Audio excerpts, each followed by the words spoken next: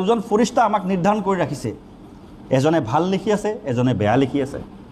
খালি এটাই আমাৰ পাৰ্থক্য আছে ভাল আৰু বেয়াৰ মাজত, কৈছে ভাল যিজনে লিখে সেইবিলাক কেতিয়াও মচি নাযায়, কিন্তু যিজনে বেয়া লিখি আছে যদি মই লগে লগে তৌবা কৰোঁ আৰু তাৰপিছতে যদি ভাল কাম কৰোঁ তেতিয়াহ'লে এইখিনি ডিলিট হৈ যাব। ডিলিট আজিকালি মোবাইল যিবিলাকে চলায়, কম্পিউটাৰ যিবিলাকে চলায় জানে ডিলিট বস্তুটো কি, ডিলিট হৈ যাব, একেবাৰে ডিলিট হৈ যাব যদি মই তৌবা কৰোঁ। বেয়া কাম কৰি যাওঁ, বেয়া কাম কৰি আছোঁ, কিন্তু মোৰ এদিন এহছাছ হৈ গৈছে আল্লাহ মই যাতে আৰু মোক মাফ কৰি দিয়ে, মই বহুত বেয়া কাম কৰিলোঁ। যদি এবাৰ আস্তাগফিৰুল্লাহ বুলি একদম দিলছে কওঁ, তৌবা কৰোঁ, তেতিয়াহ'লে মোৰ মাফ হৈ যাব। তৌবাৰ কনচেপ্টটো আমাৰ মানে আমাৰ ভুল হৈ আছে। তৌবা বুলি ভাবে যে জোনাবক মাতি আনিলোঁ, গামোচা এখন ধৰিলোঁ, ধৰি পেলাই বোলে আজিৰ পৰা মই যি কৰিলোঁ মাফ কৰি দিয়া আৰু বোলে ৰাইজে ধৰিছে, সেইটো তৌবা নহয়।